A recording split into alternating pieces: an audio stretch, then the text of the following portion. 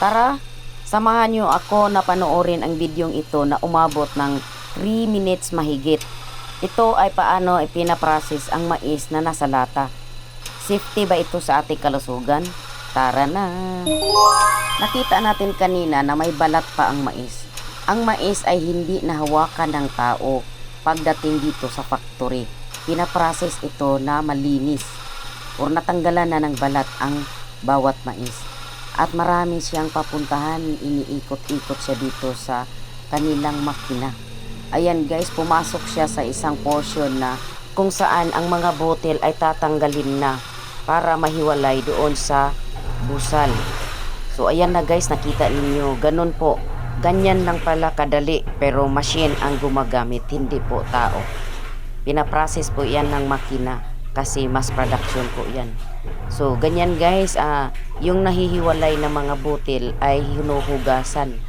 So hinuhugasan siya at hiniwalay din yung busal. So ayan, nakita na natin, pero may mga unnecessary na mga hindi kasali dyan. Tatanggalin pa yan sa pamamagitan ng pag-i-strain. So mahihiwalay din yan. Tapos yung takip ng mais, hindi nasasayang yan. Sinisiparate din yan dahil meron din yang kalalagyan.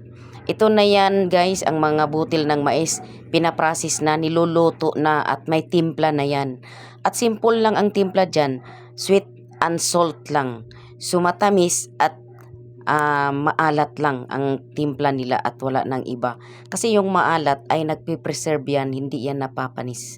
So hindi natin alam kung ano pang nilalagay nila dyan dahil hindi naman lahat ang technology ay ilalantad nila kasi sikreto yan.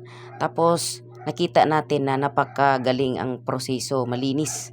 Tingnan ninyo, tinitignan kung may mga malalaking portion ng mais na hindi kailangan.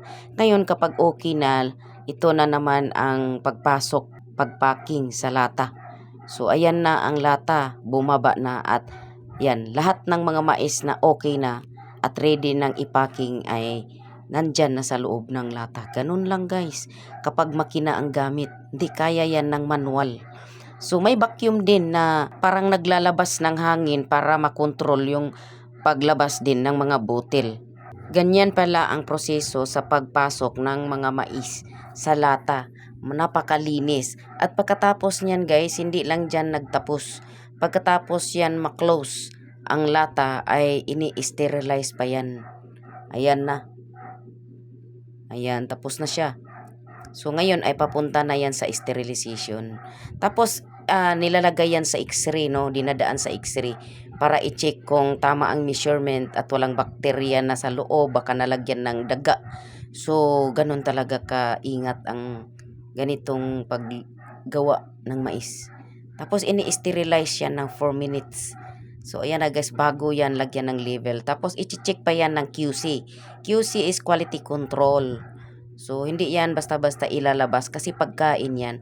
Basta pagkain dapat idaan talaga sa malinis na paraan at may mga nagche-check niyan kung nakapasa ba sa kanilang quality control. Ayan na guys, nilagay na nila sa laboratory. Okay na yan.